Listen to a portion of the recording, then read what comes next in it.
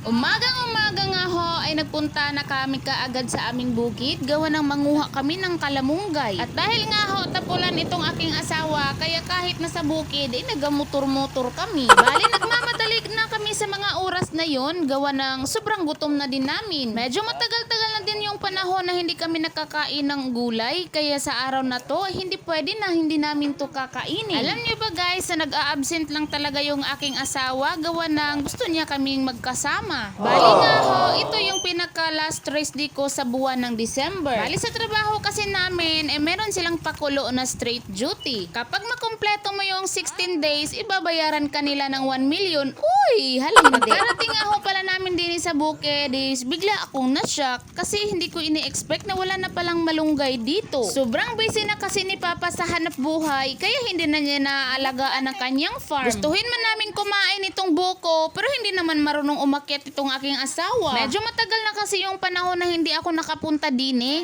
kaya nabigla talaga ako nung nakita ko na puro damuhan na lang pala ang mga nandito. Naalala ko nga ho noon na puro mga kalamunggay at mga mais ang nakatanim din Pahirapan nga talaga ang paghahanap ng kalamunggay, gawa ng nasa malayo na yung mga puno na Alam niyo ba guys, na kahit nakamotor kami, sinundan talaga kami ng aming dalawang aso na yan. Kahit sobrang hirap puntahan ang bukid na ito, pero sinadya talaga namin. Para kasing gusto namin ng libre na gulay. Huy!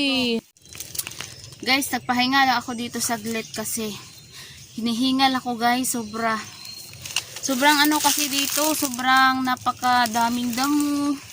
Ayun nga, napakakati na yung tiil ko. So, ayun guys, nandito pala kami sa napakababaw na kasi ng lugar na to guys. Dati, dito kami nakatira. May ano pa nga sila mama dyan, may kubo. Kaso, dito kasi guys, walang kuryente. Wala din tubig. Kaya, sobrang hirap ng buhay dito. Pero dati kasi guys, itong mga damuhan dito, mga mais yan. Dito kami nagbasok-basok.